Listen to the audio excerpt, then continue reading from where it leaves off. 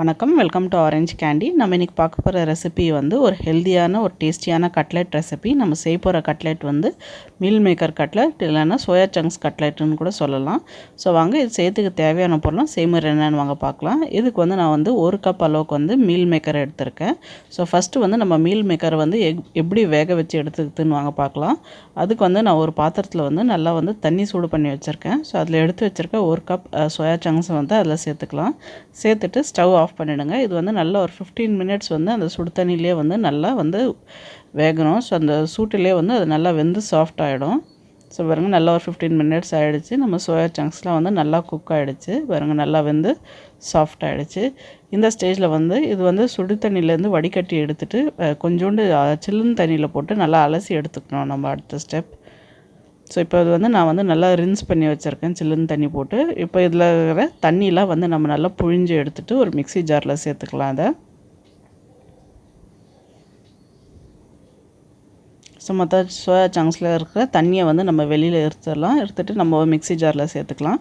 அடுத்ததாக வந்து நம்ம கட்லெட்டுக்கு தேவையான ஃப்ளேவர் இன்க்ரீடியன்ஸில் எல்லாம் சேர்த்துக்கலாம். இதில் வந்து 1 டீஸ்பூன் அளவுக்கு வந்து இஞ்சி பூண்டு பேஸ்ட்டு, அப்புறமா 1 பச்சை மிளகாய் வந்து சேர்த்துக்கிறேன் நான். ஸோ அது பச்சை மிளகாய் வந்து நான் 2 பாதியாக உடச்சி சேர்த்துக்கிறேன். இதெல்லாமே வந்து தண்ணிலாம் எதுவுமே சேர்க்காம நல்லா மிக்சியில் போட்டு அரைச்சி எடுத்துக்கலாம் நம்ம. இப்போ பாருங்கள் நான் அரைச்சி பேஸ்ட் பண்ணி எடுத்துட்டேன். இப்போ இது ஒரு மிக்சிங் பவுலில் நம்ம வந்து ட்ரான்ஸ்ஃபர் பண்ணிடலாம்.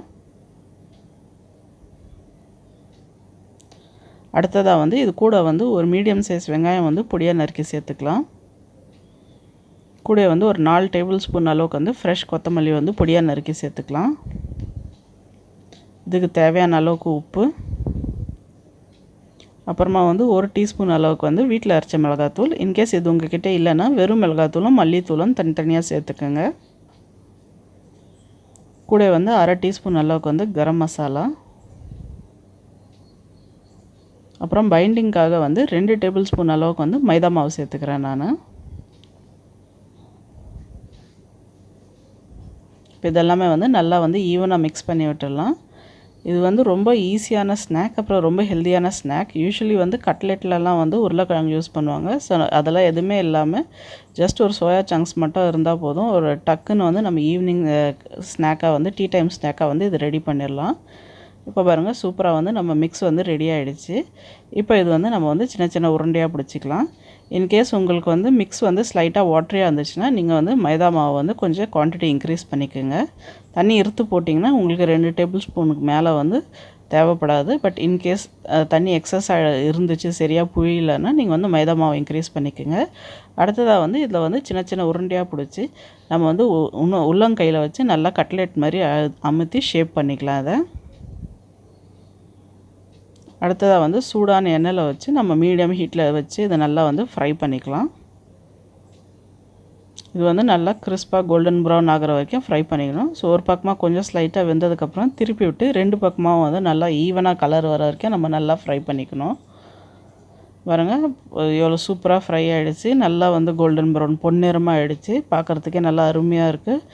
பாருங்கள் சூப்பராக இருக்குது நம்ம கட்லெட். இப்போ வந்து நல்லா இது ஃப்ரை ஆனாலும் 2 பக்கமாக நம்ம எடுத்து வச்சிடலாம். ஸோ பாருங்கள் சூப்பராக நம்ம கட்லெட் வந்து ஃப்ரை ஆகிடுச்சு. கலரும் நல்லா சூப்பராக இருக்குது. இப்போ வாங்க இது ஒரு பிளேட்டில் எடுத்து வச்சு நம்ம சர்வ் பண்ணிடலாம் நம்ம. இப்போ பாருங்கள் முறுமுறுன்னு சூப்பரான டேஸ்டியான ஒரு ஈவினிங் ஸ்நாக் நம்ம சோயா சங்க்ஸ் கட்லெட் இல்லைனா மீல் மேக்கர் கட்லெட் ரெடி ஆகிடுச்சு. கண்டிப்பாக இந்த ரெசிபி உங்களுக்கு பிடிக்கும்னு நினைக்கிறேன். எப்படி ட்ரை பண்ணி பார்த்துட்டு எப்படி இருந்துச்சுன்னு வந்து கமெண்ட் செக்ஷனில் சொல்லுங்கள். அப்புறம் இந்த வீடியோ உங்களுக்கு பிடிச்சிருந்தால் லைக் பண்ணுங்கள், ஷேர் பண்ணுங்கள். அப்புறம் மறக்காமல் எங்கள் சேனல் ஆரஞ்சு கேண்டிக்கு சப்ஸ்கிரைப் பண்ணுங்கள்.